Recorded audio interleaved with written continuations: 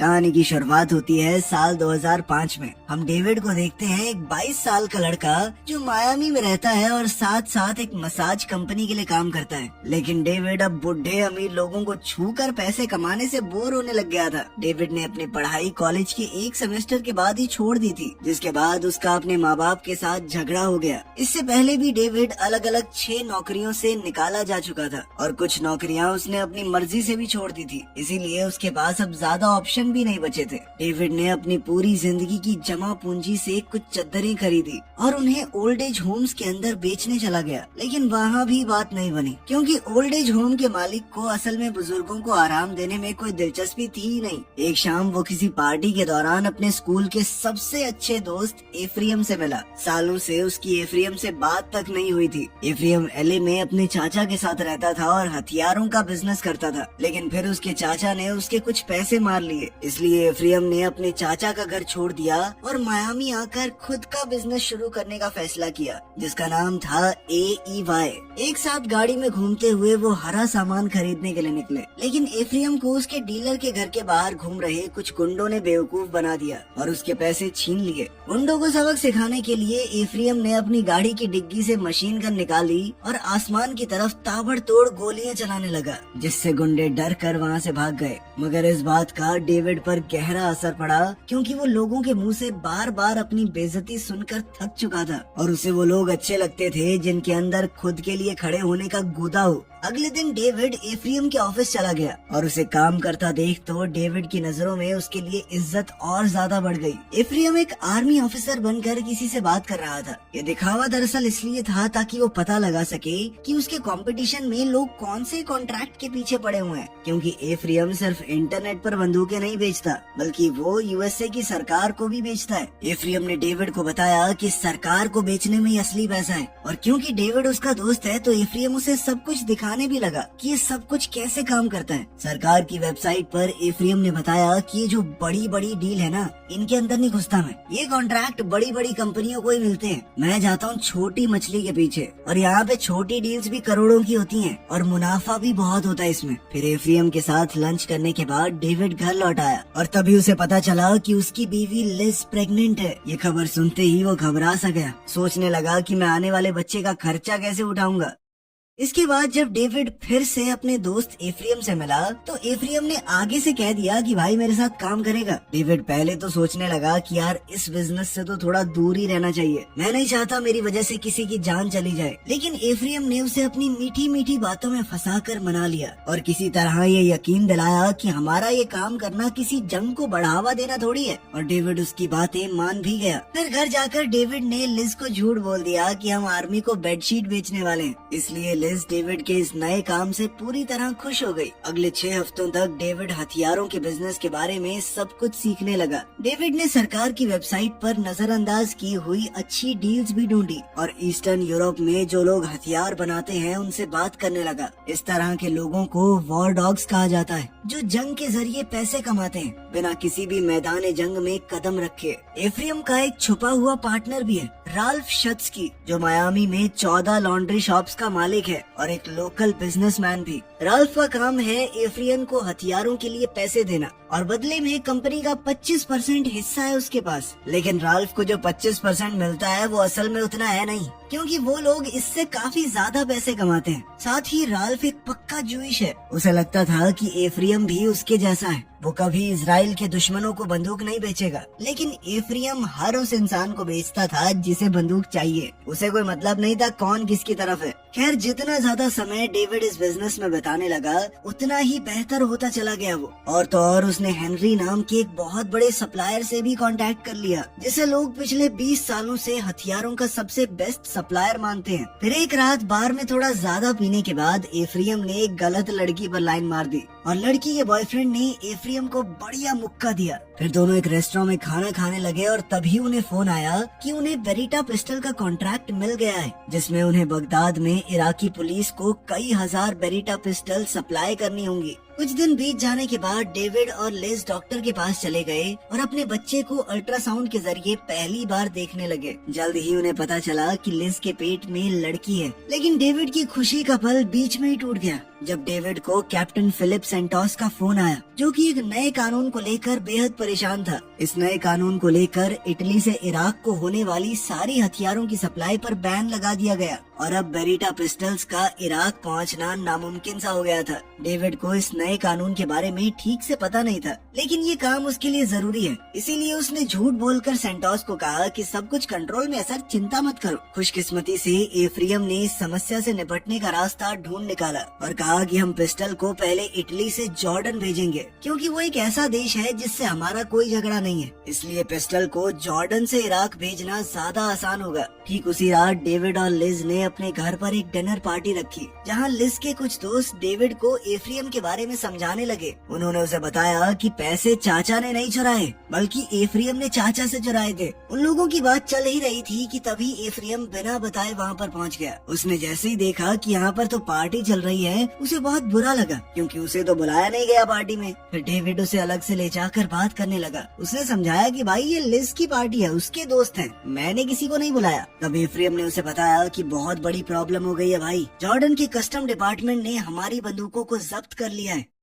दूसरी ओर captain CentOS को भी ये बात पता चल गई थी और वो उन्हें कॉल करके इस घटना पर जवाब मांगने लगा। साथ ही धमकी भी दी कि अगर डिलीवरी नहीं हुई ना तो मैं तुम लोगों को बैन करवा दूंगा सरकार से, ब्लैकलिस्ट हो जाओगे, कभी दोबारा काम नहीं मिलेगा। अब दोनों के सर पर तलवार लटक रही थी, तो उन्हें जल्द से जल्द कोई सोल्यूशन निकालना पड़ेगा। उनकी इस बातचीत को लिज ने सुन लिया। वो घबरा गई जब उसे आखिरकार पता चला कि उसका पति हथियारों का डीलर है। उसने गुस्से में डेविड से कह दिया कि मुझे तुम्हारे ऊपर भरोसा नहीं है, तुमने झूठ बोला है मुझे। लेकिन बदकिस्मती से डेविड के पास लिज को और कुछ समझाने का टाइम नहीं था, क्योंकि उसे और एफ्रियम को तुरंत जॉर्डन के लिए रवाना होना पड़ेगा। लेकिन वहां पहुंचने पर उन्हें एम्बेसी से कोई मदद नहीं मिली, क्योंकि जिस प्लेन में हथियार थे वो सरकारी रूल्स के हिसाब से तो एक्सपायर हो चुका है। इसीलिए लोकल्स को रिश्वत देकर अपना सामान छुड़वाने के बाद उन्होंने मालबोरो नाम के एक ड्राइवर से सौदा किया। उसे लोग देश का सबसे बेहतरीन स्मगलर मानते हैं। अब मालबोरो को उन्हें इराक तक ले जाना होगा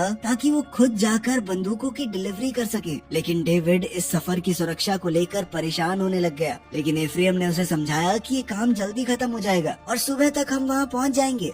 ऑनेस्टली चिंता करने की कोई बात है ही नहीं। आधी रात को वो लोग इराकी बॉर्डर पर पहुँचे, जहाँ कुछ सिपाहियों ने उन्हें रोक लिया। लेकिन मालबोरो ने उन्हें बड़ी आसानी से रिश्वत के तौर पर सिगरेट पकड़ाई और कहा कि ट्रक में कुछ जरूरी सामान है, मैं छोटा सा डिलीवरी वाला हूँ, प्लीज जाने दीजिए भैया। ट्रक वहाँ से निकलते ही डेविड और एफ्रियम चैन से सो गए और जब सुबह उनकी आंख खुली तो उन्होंने देखा कि ट्रक एक सुनसान गैस स्टेशन के सामने रुका हुआ है। जब मालबोरो ट्रक में डीजल भर रहा था तो एफ्रियम थोड़ा हल्का होने चला गया। तभी डेविड को लिज का फोन आया और वो उसे कहने लगी कि मैं समझ गई हूँ तुम हमारे परिवार को लेकर कितने परेशान हो, तभी तुमने ये जोखिम भरा काम शुरू किया है ना। देखो 4 पैसे कम कमा लेंगे, तुम इतनी चिंता मत किया करो और मुझे कभी आज के बाद दोबारा झूठ मत बोलना। डेविड उसकी बात मान गया और साथ ही उसने एक और नया झूठ बोल दिया कि मैं अभी तो एक होटल में हूँ। अभी अचानक से उसे कॉल काटना पड़ा, क्योंकि उसने देखा कि हथियार बंद बागियों का एक झुंड उनकी तरफ आ रहा है। इसलिए डेविड ने एफ्रियम से कहा कि जल्दी से ट्रक में चढ़ जा भाई। उसने ट्रक को जल्दी से स्टार्ट किया, लेकिन डीजल कम होने की वजह से ट्रक ज्यादा दूर नहीं जा पाएगा। उनके पास मालबोरो के लिए रुकने का वक्त भी नहीं था, इसीलिए उन्होंने कहा कि दौड़ते हुए जल्दी से आजा। जैसे तैसे मालबोरो भी ट्रक में चढ़ गया और उसने गैस को दोबारा ट्रक में भर दिया। तभी बागियों ने उन पर गोलियां चलाना शुरू कर दिया और एक पल के लिए तीनों को लगा कि आज तो नहीं बच पाएंगे। लेकिन खुशकिस्मती से अमेरिकन आर्मी के अचानक आने की वजह से वो लोग बच गए। फिर आखिरकार वो बिना किसी और दिक्कत के मिलिट्री बेस तक पहुंच ही गए और कैप्टन सेंटोस उन्हें देखकर बहुत खुश हुआ, क्योंकि यहाँ तक पहुँच पाना ऐसा था कि कोई मौत का सफर तय करके आया हो। लेकिन वो लोग यहाँ पर सही सलामत पहुँच गए। फिर सामान के साथ कुछ सेल्फीज लेने के बाद उन्हें पेमेंट मिल गई और फिर कुछ सिपाहियों ने सुरक्षा के साथ उन्हें एयरपोर्ट तक पहुंचा दिया ताकि वो सही सलामत बगदाद से निकल पाएं। इस डील ने उन्हें बहुत सारा पैसा तो कमा कर दिया ही, लेकिन साथ साथ उनकी कंपनी का नाम भी मशहूर हो गया। इसीलिए अब उनकी कंपनी और तेजी से आगे बढ़ने लगी। हर महीने उन्हें और ज्यादा पैसे मिलने लगे। उन्होंने 2 एक जैसी दिखने वाली महंगी गाड़ियाँ खरीदी और फिर एक ही बिल्डिंग में 2 आलीशान घर भी ले लिए। डेविड ने जो चद्दर खरीदी थी ओल्ड एज होम्स में बेचने के लिए, दोनों ने मिलकर उन्हें जला दिया। एक तरह से उनका पुरानी जिंदगी को टाटा बाय बाय करने का तरीका था। राल्फ अपने हिस्से का बढ़ा हुआ पैसा देखकर इतना खुश हुआ कि उसने अपनी इन्वेस्टमेंट की रकम और ज्यादा बढ़ा दी, जिस वजह से उन्हें कंपनी को और बड़ा करने का मौका मिल गया। अब उन्होंने बहुत सारे लोगों को काम पर रख लिया जो नई नई डील्स ढूंढेंगे। इसी बहाने डेविड को अपनी छोटी बच्ची के साथ और ज्यादा वक्त बिताने का मौका मिल जाता। हालांकि दिन ब दिन मिलती तरक्की ने एफ्रियम के शरीर और दिमाग पर बुरा असर डालना शुरू कर दिया। फिर एक रात डेविड को पता चला कि आर्मी ने एक नई डील पोस्ट की है, जो कि बाद में अफगान डील के नाम से मशहूर हो गई। एक बहुत ही बड़ा ऑर्डर जिसमें पागल कर देने वाले आंकड़े शामिल थे, जैसे 10 करोड़ AK-47 की गोलियां, 20 लाख बंदूकें वगैरह वगैरह। ये डील उनके लिए एक जबरदस्त मौका हो सकता था, इसीलिए उन्होंने नेवाडा जाने का फैसला किया। वहाँ पर एक तरह से हथियारों का एक्सपो लगता है। लोग अपने नए नए तरीकों से बनाए हुए हथियारों को दिखाने आते हैं वहाँ पर। लेकिन बदकिस्मती से उनका ये प्लान फेल हो गया। उन्होंने हिसाब लगाया कि चाहे वो जितनी मर्जी बड़ी डील क्यों न कर ले, फिर भी वो इतनी क्वांटिटी को संभाल नहीं पाएंगे, क्योंकि उनकी कंपनी छोटी है। वो दुनिया भर के इतने सारे अलग अलग हथियार बनाने वालों से कैसे कॉन्ट्रैक्ट कर पाएंगे। बाद में जब डेविड एक कसीनो में पत्ते खेल कर अपनी हार का दुख भुलाने की कोशिश कर रहा था, तभी उसके पास हेनरी जेरार्ड आ गया, जिसे लोग हथियारों के कारोबार का बादशाह समझते हैं। तभी डेविड एफ्रियम को लेने चला गया और दोनों हेनरी से एक रेस्टोरेंट में डिनर पर मिले, ताकि इस बेहतरीन डील को लेकर बातचीत कर सके। हेनरी ने कहा कि मैं इस ऑर्डर को पूरा कर सकता हूँ, क्योंकि उसके अल्बेनिया में कुछ खास लिंक है। एक ऐसा देश जो सालों तक पश्चिमी देशों पर हमला करने की तैयारी करता रहा, लेकिन कभी कर ही नहीं पाया। इसीलिए अब उनके पास लाखों ऐसे हथियार हैं जिनका कभी इस्तेमाल ही नहीं हुआ। इसीलिए अब वो उन हथियारों को बेचकर उनसे छुटकारा पाना चाहते हैं। हेनरी ने कहा कि मैं उन हथियारों को सस्ते में दिलवा सकता हूँ, क्योंकि वैसे भी अगर ये नहीं बिके तो कबाड़ में जाएंगे। इस डील का पूरा होना किसी सपने के पूरे होने जैसा होगा। इसलिए एफ्रियम ने सोचा कि हेनरी खुद इस डील के लिए आगे क्यों नहीं आ रहा। तभी हेनरी ने बताया कि मेरे ऊपर US गवर्नमेंट ने बहुत सारी सैंक्शन लगा रखी है। सरकार को लगता है कि मैं आतंकवादियों से मिला हुआ हूँ। इस बात ने डेविड को थोड़ा डरा दिया, क्योंकि वो ऐसे इंसान के साथ काम नहीं करना चाहता। लेकिन एफ्रियम, जिसे बस पैसे दिख रहे थे, वो डेविड को समझाने लगा कि भाई गलत शक भी हो जाता है लोगों के ऊपर, जरूरी थोड़ी है भाई आतंकवादियों से मिला हुआ है। उसकी बातों में आकर आखिरकार डेविड ने भी डील के लिए हाँ कर दी। फिर कुछ दिन बाद दोनों अल्बेनिया के लिए उड़ गए, ताकि वो हथियारों को अच्छे से जांच पाए। वहाँ पर उन्हें बशकिम नाम का एक आदमी ड्राइवर के तौर पर दिया गया। जब वो गोडाउन तक पहुँचे तो उन्होंने गोलियों की काबिलियत को जांचना शुरू किया। इतनी पुरानी होने के बावजूद भी गोलियां अच्छे से अपना असर दिखा रही थी। इसीलिए वो दोनों मायामी उड़कर आ गए और उन्होंने गोलियां खरीदने के लिए वेबसाइट पर बोली लगा दी। जवाब आते आते 5 महीने लग गए, लेकिन खुशकिस्मती से उन्हें डील मिल गई। लेकिन इतने बड़े काम को शुरू करने से पहले कंपनी को सरकार अच्छे से जांचती परखती है। इसीलिए डेविड और एफ्रियम ने कंपनी का आज तक का पेपर वर्क और हिसाब किताब, जो उन्होंने कभी किया ही नहीं था, सब कुछ झूठे तरीके से तैयार करवाना शुरू किया। 2 हफ्तों बाद वो रॉक आइलैंड चले गए,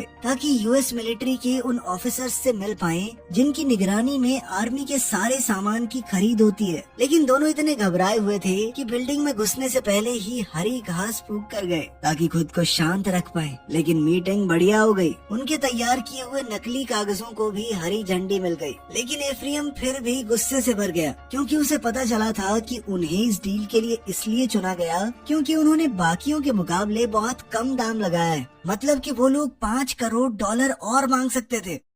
जब डेविड ने घर लौटकर लिज को बताया कि मैं 1 महीने के लिए अल्बेनिया जा रहा हूँ, तो लिज ने उसकी उम्मीद से बेहतर जवाब दिया, क्योंकि वो खुद भी उनकी बेटी के साथ अपनी माँ के घर जाने वाली थी। डेविड ने कहा कि मम्मी के पास क्यों जा रही हो? इस पर लिज ने डेविड को उसकी इराक वाली तस्वीरें दिखाई। लिज बहुत ज्यादा गुस्से में थी, क्योंकि डेविड ने उसे झूठ बोला था। उसे शांत करने की कोशिश में डेविड कसम खाने लगा कि ये आखिरी बार है, इसके बाद कभी झूठ नहीं बोलूंगा। लेकिन इस पर लिज ने उसे बताया कि मुझे एक और चीज के बारे में पता लग चुका है। मुझे कुछ पैसे के बंडल मिले थे जो तुमने सिंक के नीचे छुपा कर रखे थे बिना मुझे बताए। अब पानी लिज के सर से ऊपर जा चुका था। डेविड ने झूठ बोलने की सारी हदें पार कर दी थी उसके हिसाब से। इसीलिए अब लिज उनकी बेटी को लेकर वहाँ से चली गई। अल्बेनिया जाने से पहले एफ्रियम ने डेविड को कंपनी के लिए इतना कुछ कुर्बान करने के लिए शुक्रिया कहा और उसके बदले में उसे एक सोने का ग्रेनेड बॉम्ब दिया। तभी डेविड ने उसे पार्टनरशिप एग्रीमेंट दिखाया, जिसे डेविड ने खुद लिखा था, ताकि ताकि दोनों उस पर साइन कर सकें और सब कुछ दोनों के हाथों में रहे। साइन होने के बाद डेविड ने एग्रीमेंट को टेबल के अंदर रख दिया। हालांकि एफ्रेम ज्यादा खुश नहीं लग रहा था। अल्बेनिया पहुंचने पर डेविड को फिर से बाश्किम मिला उनके ड्राइवर के तौर पर। वो लिज को बार बार फोन करने की कोशिश करता रहा, लेकिन लिज उसके फोन का जवाब नहीं दे रही थी। जब सामान को ट्रक में लोड करके ले जाने की तैयारी हो रही थी, उसी वक्त डेविड को पता चला कि उनके साथ धोखा हुआ है। ये सारी गोलियां तो असल में चाइनीज हैं और यूएस की सरकार ने इन गोलियों पर बैन लगा रखा है। इस मसले के बारे में एफ्रेम को बताने के बाद दोनों ने सीधा हेनरी को फोन किया, लेकिन हेनरी कहने लगा कि अब तो ये तुम्हारी सिरदर्दी है भाई, तुम्हें खरीदने से पहले सारी गोलियां चेक करनी चाहिए थी। अब डेविड अल्बेनिया में बुरी तरह फंस गया था। अब वो ईस्टर्न यूरोप के अलग अलग डीलर्स को ढूंढने की कोशिश करने लगा। कुछ दिन बाद एफ्रेम उनके होटल में पहुंचा और कहने लगा कि मेरे पास एक आइडिया है, हम गोलियों को दोबारा पैक करेंगे लेकिन किसी और डब्बे के अंदर। यूएस की सरकार को कभी पता नहीं चलेगा कि ये गोलियां कौन से देश की हैं और फायर बोर्ड से बने डब्बों का इस्तेमाल करके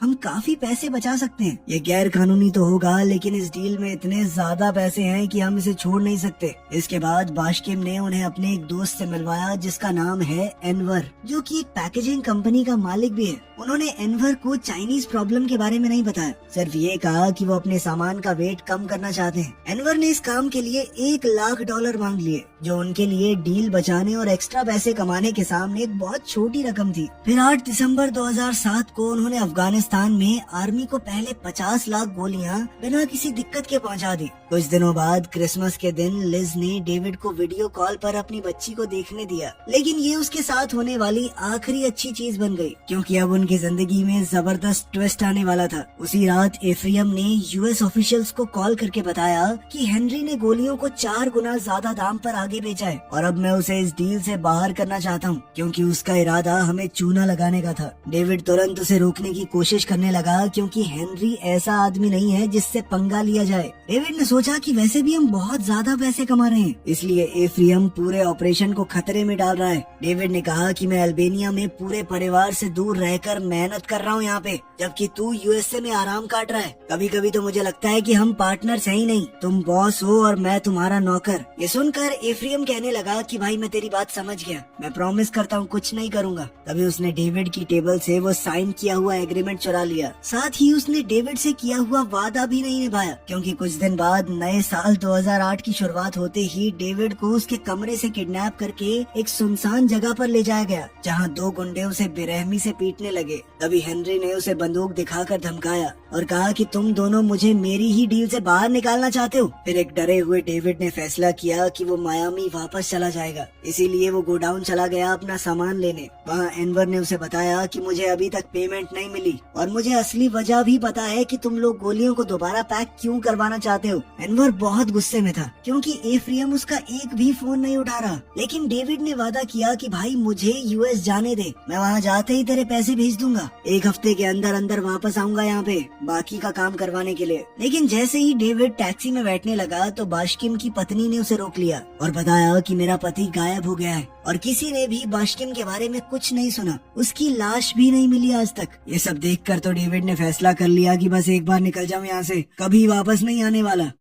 मायामी पहुंचते ही वो सबसे पहले लिज से मिला और उसके सामने कंपनी के लिए किए हुए हर गैर कानूनी काम को कबूल किया। और जब डेविड ने कहा कि मैं हथियारों का काम छोड़ दूंगा, फिर से मसाज वाला बन जाऊंगा, तो लिज ने उसे अपना लिया। इसके बाद डेविड एफ्रेम से मिलने गया ये बताने के लिए कि मैं इस काम को छोड़ने का फैसला कर चुका हूँ। एफ्रेम को लगा मानो डेविड उसे धोखा दे रहा है और उसने पैसे देने से मना कर दिया। फिर डेविड ने उसे धमकी दी कि अगर 2 हफ्तों में पैसे नहीं मिले मेरे, तो मैं वकील को तुम्हारे पास भेज दूंगा। लेकिन एफ्रेम को इस बात से जरा भी फर्क नहीं पड़ा, क्योंकि उसने साइन किए हुए एग्रीमेंट की इकलौती कॉपी जला दी थी। जब डेविड को ये बात पता चली तो उसने एफ्रेम के दिए हुए सोने के बॉम्ब को अपने और एफ्रेम के ऑफिस के बीच के शीशे पर दे मारा, जिससे काफी हंगामा हो गया और फिर डेविड वहाँ से चला गया। 3 महीने बाद डेविड फिर से अपनी मसाज थेरेपिस्ट वाली जिंदगी में लौट आया। एक दोपहर उसके पास रैल्फ आया, जिसने बताया कि एफ्रियम को जो कुछ भी हुआ उसका बेहद अफसोस है और वो सुलह करने के लिए तुमसे मिलना चाहता है। इसके बाद तीनों एक रेस्टोरेंट में मिले। वहाँ एफ्रियम ने माफी मांगते हुए कहा कि मैं तुम्हें 2 करोड़ दे दूंगा। ये सुनकर डेविड को मजाक जैसा लगा, उसे अपनी बेइज्जती लगी, उसे बहुत गुस्सा आया और अब वो राल्फ को उन सभी गैर कानूनी कामों के बारे में बताने लगा जो उन्होंने उसके दिए हुए पैसों से किए थे और किस तरह वो उसे जितना कमाते थे उससे बहुत कम पैसे दिया करते थे। डेविड ने कहा कि मेरे लैपटॉप में सारे सबूत हैं, इसीलिए अगर मैं चाहूँ तो आसानी से एफ्रियम को सड़क पर ला सकता हूँ। लेकिन एफ्रियम को अभी भी ज्यादा फर्क नहीं पड़ा, क्योंकि अगर उसका नाम सामने आया तो डेविड का भी तो आएगा, क्योंकि कंपनी के सारे कागजों पर उसका भी नाम है। और फिर ये मीटिंग बिना किसी समझौते के खत्म हो गई। थोड़ी देर बाद डेविड को न्यूयॉर्क टाइम्स से फोन आया। वो उसके साथ एक इंटरव्यू करना चाहते थे, चाइनीज गोलियां जो दोबारा पैक की गई थी उनके बारे में। लेकिन डेविड ने कहा कि मुझे इस बारे में कुछ नहीं पता और फोन काट दिया। लेकिन अब डेविड परेशान होने लग गया, क्योंकि इसका मतलब था कि जानकारी बाहर आ चुकी है और अब तो वो भी मुसीबत में पड़ जाएगा। लिज से ये वादा करने के बाद कि वो लॉयर को फोन करेगा, डेविड को लिफ्ट में एफ्रियम मिल गया,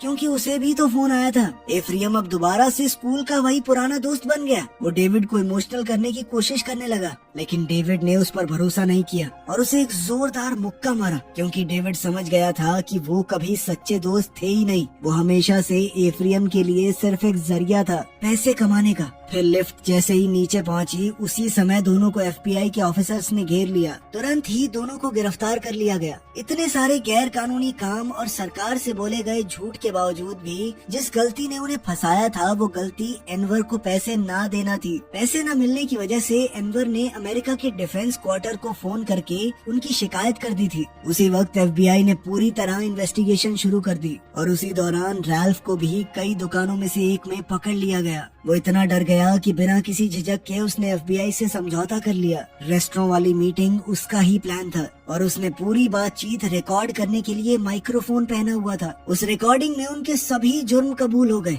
एफ्रियम के ऊपर 70 से ज्यादा गैर कानूनी जुर्म करने का केस चलाया गया। रिकॉर्डिंग के अंदर पता लग रहा था कि एफ्रियम ही असली मास्टरमाइंड है, इसीलिए उसे 4 साल की सजा सुनाई गई। जबकि डेविड ने अपने सारे जुर्म कबूल कर लिए थे, इसीलिए उसे 7 महीने हाउस अरेस्ट पर रखा गया। उन्हें बताया गया कि उनकी कंपनी 2022 तक कोई कॉन्ट्रैक्ट नहीं ले सकती। 7 महीने खुद को बंद रखने के बाद डेविड ने फिर से मसाज थेरेपिस्ट वाला काम शुरू कर दिया और वो हैरान हो गया जब उसका अगला क्लाइंट हेनरी निकला। वो थोड़ा डर रहा था, पर हेनरी ने उसे यकीन दिलाया कि मैं तुझे कुछ नहीं करूंगा, क्योंकि अगर मैं तुझे सच में मारना चाहता तो पहले ही मार देता। हेनरी ने अल्बेनिया में जो कुछ भी हुआ उसके लिए माफी मांगी, ये कहते हुए कि उसे गलत जानकारी मिली थी और इस बात के लिए उसने शुक्रिया अदा किया कि डेविड ने एफबीआई की पूछताछ के दौरान उसका नाम नहीं दिया। डेविड के पास हेनरी के लिए भी कुछ सवाल थे। उसने पूछा कि क्या कसिनो टेबल पर हमारा मिलना सिर्फ एक इत्तेफाक था और बास्टियम के साथ क्या हुआ, लेकिन जवाब देने की बजाय हेनरी ने उसे पैसों से भरा हुआ एक सूटकेस लेने को कहा,